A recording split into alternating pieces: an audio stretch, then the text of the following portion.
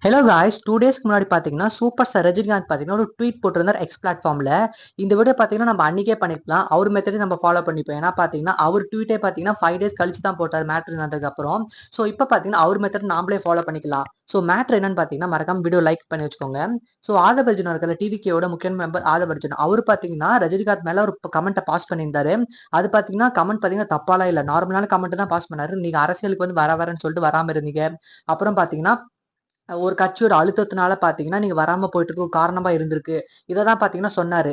அதுக்கான பொங்கி எழுந்தாரு super star Rajinikanth பாத்தீங்கன்னா ட்வீட் போட்டிருக்காரு.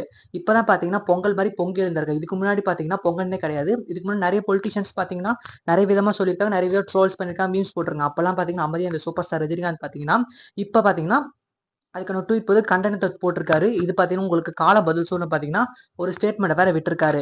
இந்த ஸ்டேட்மெண்ட் கரெக்டா இல்லையான்றதை மறக்காம கமெண்ட்ல போங்க. என்ன பொறுத்த வரைக்கும் பாத்தீங்கன்னா அந்த ஸ்டேட்மெண்ட் வந்து தப்பு தான். சூப்பர் ஸ்டார் ரஜினிகாந்த் பாத்தீங்கன்னா இந்த வீடியோல கூட பாத்தீங்கன்னா சூப்பர் ஸ்டார் ரஜினிகாந்த் பாத்தீங்கன்னா சொல்லியிருக்கேன்.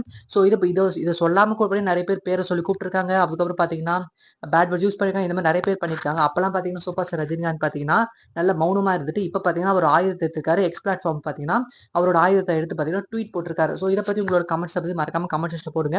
இதே மாதிரி எக்ஸைட்டிக்கான பொலிட்டிக்கல் வேணா மறக்காம பேட் சப்ஸ்கிரைப் பண்ணி வச்சுக்கோங்க. பை.